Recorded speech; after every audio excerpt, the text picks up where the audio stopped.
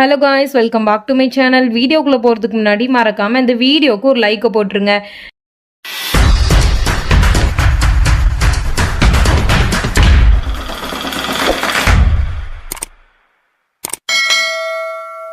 நம்ம ஹீரோயினை தான் காட்டுறாங்க. அவள் வந்து திலீப்புக்கு பிடிச்ச எல்லா டிஷ்ஷஸையும் காலையில் எடுத்து வச்சிட்ருக்கா. அப்புறம் திலீப்பும் அந்த இடத்துக்கு வாரான்.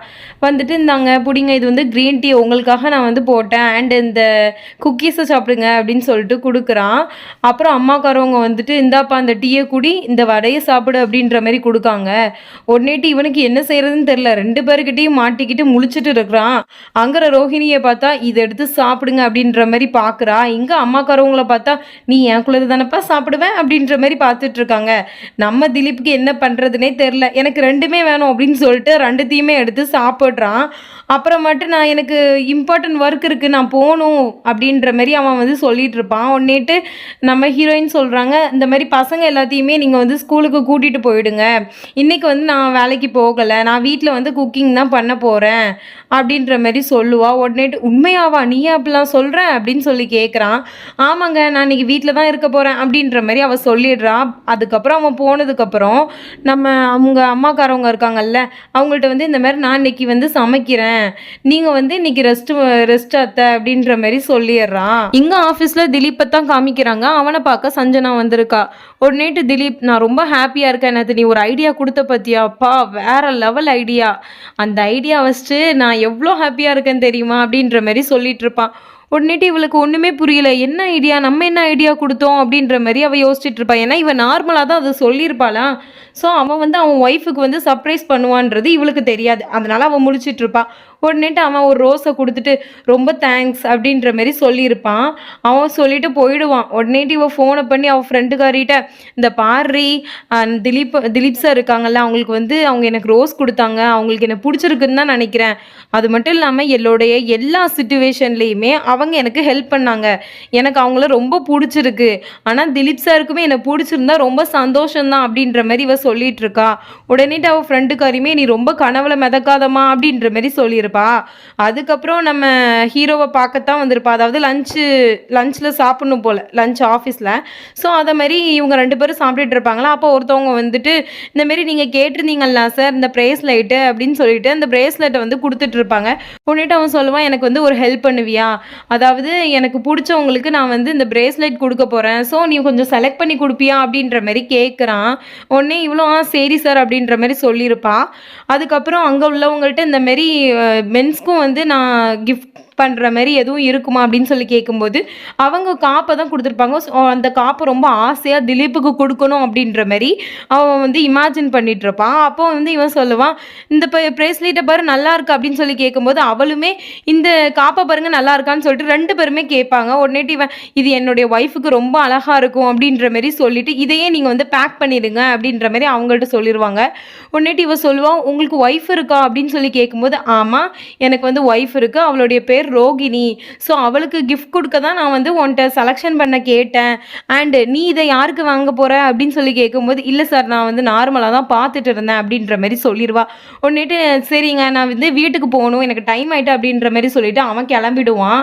அந்த விற்றுருப்பாங்கல்ல அந்த காப்பை அவங்கள்ட்ட வந்துட்டு இந்த ப்ரேஸ்லைட் வந்து எவ்வளோ அப்படின்னு கேட்டுட்டு இதை பேக் பண்ணிவிடுங்க அப்படின்ற மாதிரி சொல்கிறான். இந்த இடத்துல நமக்கு ஆச்சரியமாக தாங்க இருக்குது, இவ யாருக்கு கொடுக்க போகிறா அப்படின்றது. இங்கே திலீப்பையும் ரோஹிணியை தான் காட்டுறாங்க. அவங்க ரெண்டு பேரும் நின்று க்ளோஸாக பேசிகிட்டு இருப்பாங்க. அப்போ திலீப் சொல்கிறான், இன்றைக்கி வந்து நீ எனக்காக ரொம்ப டைம் ஸ்பெண்ட் பண்ண, எனக்காக குக் பண்ணிலாம் கொடுத்து விட்டுருக்க, ரொம்ப நல்லா இருந்துச்சு, ரொம்ப டெலிஷியஸாக இருந்துச்சு அப்படின்ற மாதிரி சொல்லிட்டு இருப்பான். இவளும் தன்னுடைய புருஷனை வச்சக்கண்ணை வாங்காமல் சைட் அடிச்சுட்டு இருப்பான். மறுநாள் காமிக்கிறாங்க, நம்ம சஞ்சனா இருக்கான்ல, ஸோ அவள் வந்து ஒருத்தவங்க கிட்ட இருந்து இந்த ப்ராஜெக்டை பார்த்துட்டு இருப்பா. அப்போ திலீப் சஞ்சனா அப்படின்னு கூப்பிடும்போது இந்த ப்ராஜெக்டில் லைட்டாக டீயை கொட்டியிருப்பா போல். ஸோ வந்துட்டு ரொம்ப பதறா. உடனே நான் வேறு காப்பி கொண்டு வரேன்னு சொல்லிட்டு அவங்களும் சொல்கிறாங்க. உடனேட்டு இவனும் பரவாயில்ல அப்படின்ற மாதிரி சொல்லிடுறான். திலீப் ப்ராஜெக்டை பற்றி சஞ்சனாட்ட பேசிகிட்டு இருக்கான். நாளைக்கு சப்மிட் பண்ணிவிடுமா அப்படின்னு சொல்லிட்டு இருக்கான். உடனேட்டு அவளும் நான் இன்றைக்கே சப்மிட் பண்ணிட்டேன் சார் அப்படின்ற மாதிரி சொல்லிடுறான். உடனே அவனும் போயிடுறான்.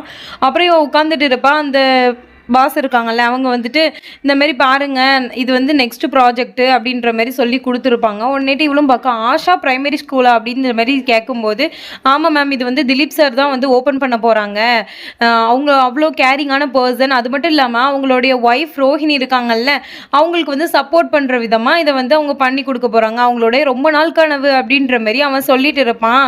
உடனேட்டு இவளும் வந்து ஷாக் ஆவா அப்படின்னு பார்த்தா இவ எங்கே ஷாக் ஆகுறா, ஷாக்கெல்லாம் ஆகலை. அந்த ப்ராஜெக்டை அவங்கள்ட்ட கொடுத்து விட்டதுக்கப்புறம் எஞ்சி வந்துட்டு ரொம்ப நல்லா இருக்கு ரியலி குட் அப்படின்ற மாதிரி ஒரு மாதிரி பார்த்துட்டு இருக்கா வில்லத்தனமா. இந்த திலீப்பும் ரோஹிணியும் டாக்டரை பார்க்க வந்திருப்பாங்க. அப்போ டாக்டர்கிட்ட வந்து நீங்கள் இந்த மாதிரி நல்லா தானே இருக்கீங்க, உங்களுக்குள்ளே இப்போ எதுவும் பிரச்சனை இல்லை அப்படின்னு சொல்லி கேட்கும்போது அதெல்லாம் இல்லை டாக்டர் எதுவும் பிரச்சனை இல்லை அப்படின்னு சொல்கிறாங்க. ஃபஸ்ட்டு நம்பிக்கை வைங்க, ட்ரஸ்ட்டு தான் வந்து வாழ்க்கையில் வந்து ரொம்ப முக்கியம்.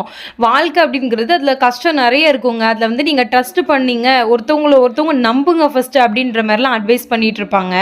அப்புறம் வந்துட்டு நீங்கள் மறுபடியுமே நீங்கள் 2 பேரும் எதுவும் சொல்ல வந்து விரும்புகிறீங்களா அப்படின்னு சொல்லி கேட்கும்போது இவங்க 2 பேருமே சந்தோஷமாக இல்லை, நாங்கள் 2 பேரும் வந்து எல்லாத்தையுமே ஷேர் பண்ணிட்டோம், இப்போ எங்கள் லைஃப் வந்து நல்லா இருக்குது அப்படின்ற மாதிரி பதில் சொல்லிட்டு இருக்காங்க டாக்டர் கிட்ட. அப்புறம் உங்கள் அம்மாக்காரவங்க வந்தாங்களே உங்கள்கிட்ட சொன்னாங்களா, அவங்களுக்கு எதுவும் பிரச்சனையான்னு சொல்லிட்டு அன்னைக்கு என்கிட்ட கேட்டுட்டு இருந்தாங்க அப்படின்னு சொல்லும்போது இவங்க 2 பேருமே ஷாக்காக பார்க்குறாங்க.